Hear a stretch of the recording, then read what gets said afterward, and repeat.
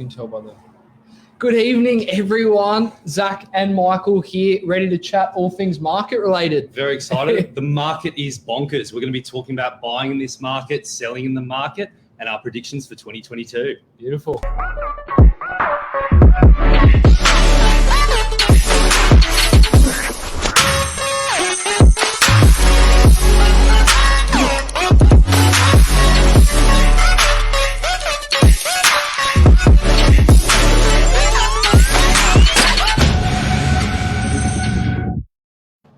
So, Michael. Good evening, Zac. Good evening.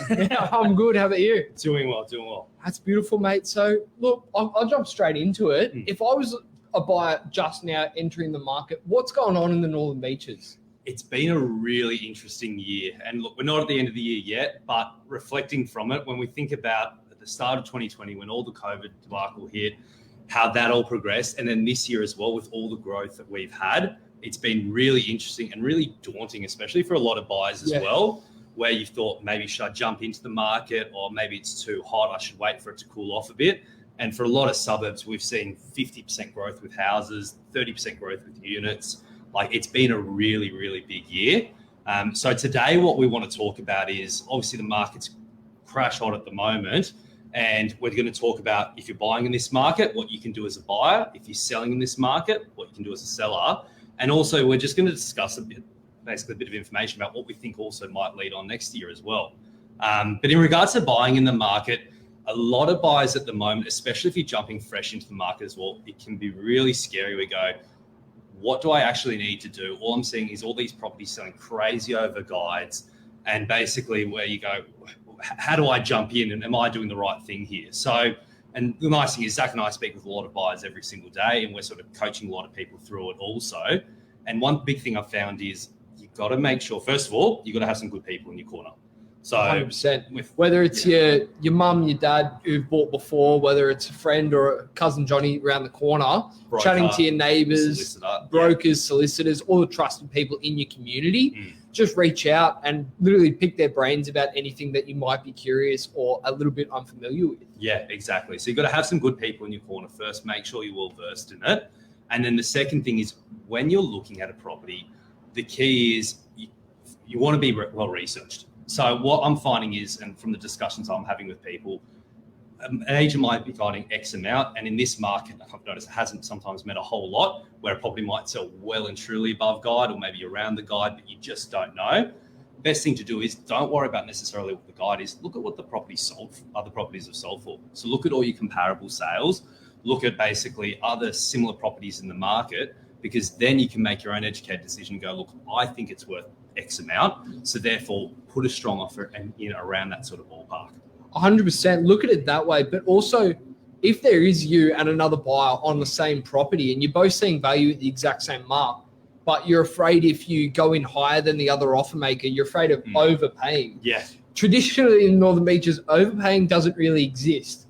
Whether it's 2 weeks down the track, whether it's 2 years, you're always making your money back and then some on the Northern Beaches market. The difference is you're securing it for yourself. So at the end of the day, when you're buying for yourself to live in, exactly like you said, Zac, if you're paying 1 or 2% over maybe what you think that property's worth, chances are it's going to be taken up by market growth, whether it happens short-term or long-term after that. But there's other things as well when you're offering an on property also. So when you're offering, there's multiple sort of levers that you can pull when you're talking to a prospective vendor, when you're trying to put forward that offer. And there's the price and there's your terms. Yep. So when you're putting forward an offer, you can obviously put forward X amount, but actually ask the agent as well, what's the owner looking for? Are they looking for a longer settlement, shorter settlement? Are they potentially, like if you're in a position to, can you offer with a call off, or can you offer unconditionally so? Well, what does an unconditional offer look like? Like, I hear agents sign around the lingo, like, you need yourself a 66W. Yeah. You need the unconditional. What's that mean? What is that? Yeah, exactly. So as a buyer, when you're purchasing a property, there's 2 different ways you can go about it. You can either offer with the cooling off period, which means that you sign a contract, owner signs a contract, you put down a 0.25% deposit, then you do the exchange. It locks the property in for the next 5 business days. So that means that the owner can't change their mind, but you as the buyer, you can do all your due diligence, go through it all. And then if you want to, at the end of it, obviously you proceed, you put down your 10%, or you can still rescind, but you lose that 0.25%. On the flip side, there's the unconditional sale, which basically means you do all your due diligence beforehand, like buying at an auction. And when you sign those contracts and the 66Ws basically put forward, then that way you exchange unconditionally, full deposit, the property sold there and then on the spot. That's it. And the deposit's variable as well. It all depends on what you negotiate with the agent and the owner themselves. Yeah. But most of the time, your standard deposit's 10% of the purchase price. But you can actually see, and we've seen it quite common in recent times, 5% deposit.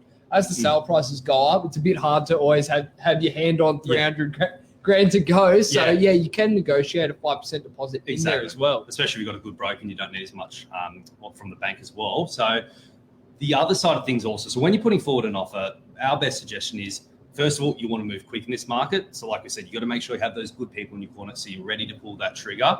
When you do, put forward your price, ask the agent what terms is the owner looking for, because if you can, try to accommodate those terms to the best of your ability, because not all owners are necessarily looking for the biggest price. They might, non-negotiable, need a longer settlement because they need to find somewhere for themselves to buy.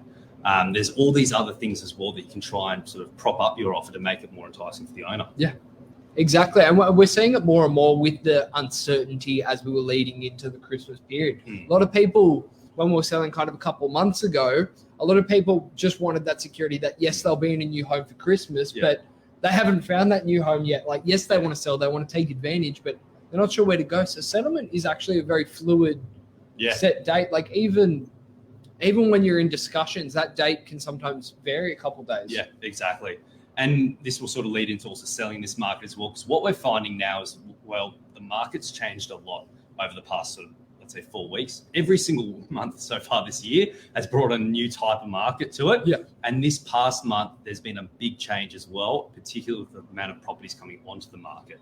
So well, that's it. Yeah. It's been a crazy increase at the moment. As of about kind of midway through September, we started seeing a positive growth. There were about 50 properties a week across all the northern beaches. Yeah. And those 50 properties coming on, and you'd see about 20 to 30 sell a week. Now, I know in the past week, we had about 100 properties come on in the past week. Which is a lot. It's a lot of property. But the days on market's only about 7 to 10 days. So you want to get yourself familiar with the area before you start looking in there. So you're comfortable knowing you're going into a good spot, because there really isn't that much time in such a kind of a hot market that once it's hitting the pan, it's going. Yeah, exactly. And that's the thing as well. So it was so hot that even with that new stock level coming on, it was being chewed up as quickly as it was put on. In saying that, now that we're seeing those stock levels sort of increase, we are starting, from my opinion, I'll be curious to get yours, but we're starting to enter into more of a balanced market, and we're always heading that way at the end anyway. Nothing lasts forever. It's not like the growth we're having was going to go on forever and ever. It had at some point stopped. It couldn't go like that forever and ever. Exactly. And look, I don't think it's stopped just yet, but in saying that, that curve of going up so steeply before is starting to, in my opinion, flatten out, and I think we're starting to hit that next phase of more of a balanced market. I agree with you there in a way that the house increases actually hit about this time last year. And that's when they hit their initial boom. And we saw that carry on, just crazy overguide, over reserve, just bouncing those big prices all the way up until about kind of mid this year, I'd even say, like June, July was when we started seeing those high house prices kind of level out almost. And then we saw the apartments play the catch-up game, because you can't always have a massive jump from your 3-bedroom apartment to your entry-level house. It all has to stay relative to each other. Exactly. And that's the thing sort of leading into selling this market as well, with the increased stock coming on. And we're saying this to a lot of our vendors also. Over the past months, you've been selling in isolation as a vendor. Now you're going to start to sell in competition. So there's more properties similar to yours that are going to be on the market at the same time. And it's not doom and gloom in that regard. All that it means is, let's say, for example, a property was selling for $2 million 2 months ago. Last month, the same property sells for 2.2. This month, you're hoping it's going to sell for 2.4. All that means is if last month sold for 2.2 and it's a very similar house to yours, you're probably going to sell for 2.2 as well. And the market's just going to flatten out in that regard. And it's great in terms of, because as a seller, it's all relative as well for a lot of our families that are selling, where most people, if you're selling, you're actually buying in the same market as well. So yes, you may not be setting a new record with your home that you're selling for. You're still selling at a great price, a record compared to 5 months ago, but not a record compared to yesterday. But that means also when you go out to buy, you don't have to pay a record to get back into the market. Well, exactly. As the old saying goes, as long as you buy and sell in the same market, it all stays relative to each other. Like if you're selling for record prices, you're buying for record prices.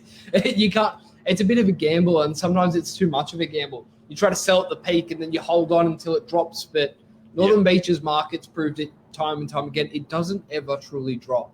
It might have the little, when we hit like a peak, we might have a little come off the peak and a couple of % drop. But overall, when you look at the overarching numbers, it's still increased by a lot.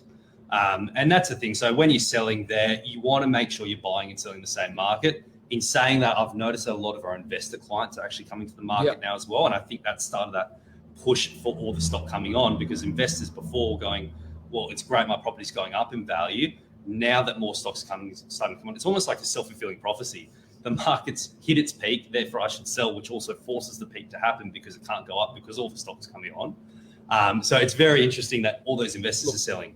100%. It's interesting times kind of set ahead. And if you are looking at selling, as long as it all stays relative, like my best suggestion, if you are looking to sell, you don't know where you're going to move, is just put that long settlement on the front page of the contract. Or even if you don't put it on the front page, let your agent know. So you can have a standard settlement on the front page of the contract, but say to your agent, look, I'm ideally looking for a 3-month, 4-month, 5-month, 6-month settlement. And from there, basically, when we're negotiating with the buyers, we secure that long settlement for you. It gives you time to go out and buy. 100%. And Mark's just asked a question. With more properties coming on the market, will it affect houses or apartments more, you reckon? That's a great question. This is my opinion. I think it's going to affect both percentage-wise quite evenly.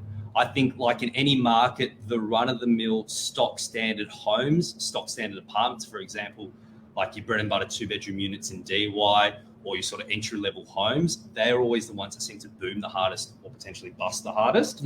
As opposed to your premium stock's always going to do well. So I personally think, to answer your question, Mark, the increased stock levels, I think for your less unique apartments and less unique houses, I think they're going to be ones affected the most. I still think the cream of the crop, the top end houses, or the quite desirable unique apartments, I still think are going to perform strongly. I've got a bit of a flip side on that. I do think it will affect apartments a little bit more than units. I think units have enjoyed the peak, don't get me wrong, and the climb that they've experienced over the past few months.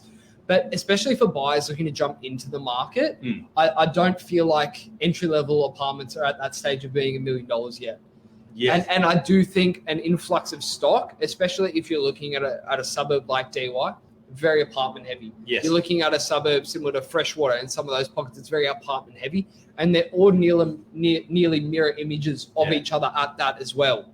So I think it might affect apartments because it is a little bit harder with restrictions on sizing, where it sits in a block's location. It's restricted to make it stand out above the rest. And I do think they'll get hit a little bit harder than houses. Very true. And Mark made a great comment there.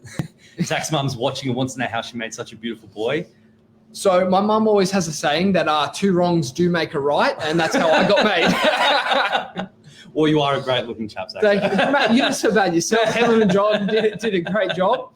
And so 2022, this time next year, I want you to take a stab. What do you reckon we'll be looking at? This time next year, I reckon across the board, we're going to be about 10% higher than where we are now. 10% higher? 10% higher, aka I still think there's a bit more room for growth. But I don't think it's going to be anywhere near what we experienced in the past year. I still think the fact that a portion of the market which wasn't there before was international buyers. That's true. Yes, we're not that international buyer heavy on the Northern Beaches compared to other areas, but it's still that flow-on effect. If lots of other international buyers are buying out of area around Sydney, it still pushes people to the Northern Beaches market. It's still more people in the market. So I think that's got a strong effect. I think some of the changes they made to the lending, which we haven't touched on as much as well, tightening up the lending a little bit. Well, just a quick summary. What changes have been made to the lending? So from my understanding, it hasn't been a major change, but when you're borrowing from a bank at the moment, let's say you're getting a 3% interest rate from your bank, they normally add a 2.5% buffer on top of what they think you can afford to make sure that you can afford it, let's say, at 5.5%. They're now pushing that up to an extra 3% buffer. So an extra 0.5% doesn't sound like a whole lot, but all that it means is, bottom line, you can't borrow as much money, which obviously makes sense that it's going to slow down how much the house price is going to go up in turn. For the people always borrowing at their cap. It'll just change the cap. Which I think a lot more people are, considering how expensive everything is. Well, that's it. Especially locally on the Northern Beaches, it might affect other areas across Sydney differently, but on the Northern Beaches, it might kind of slow the increase a little bit. Correct. And I understand the philosophy behind it. You just don't want people to overstretch themselves too far. So I think a healthy buffer is definitely great as well with it. So based off that, a few factors pushing back and forth, I still think there's a bit more growth to go in the market. But in saying that, I think it's going to be much more moderate than the past year. Yeah. What are your thoughts? And stock levels. So we're sitting at 611 at the moment. You want to throw a ballpark figure? Exactly how many properties on the Northern Beaches will be here this time next year? Okay, so to give everyone an idea for stock levels on the market, and Zac actually printed out some data before on it. This time last year, what were we sitting? How many houses and apartments were for sale on the Northern Beaches? I don't have the exact breakdown, but I know at Christmas last year, we were sitting at 340 properties across the Northern Beaches. That is half of what we are at today. So today we're at 611 properties. Yep. There were about 340, which is drastically lower. And then you think about now, yes, there's more properties in the market, but there's still not a massive influx amount. What we've seen in the past is on the Northern Beaches, if we start pushing over 1,000 properties on the market, that's when you start to see an oversupplied market. Well, that's it. So you look at how many homes there are across the Northern Beaches. If 1,000 for sale, that's when you can start looking like, hey, market's flooding a bit. Exactly. But we're still sitting at 500, 600, which is relatively nothing. Yeah, we're still on the low side. Exactly. And that's why the growth is still pushing up, the simple supply and demand at the end of the day. But what are your thoughts for next year then? What would you say? Ooh, I reckon there will be some changes coming up because I just don't think. I think we'll sit at a higher stock. Mm-hmm. I don't believe we'll be over that 1,000 mark. I think we will be sitting at a healthier market, probably about that 850 mark. Yep.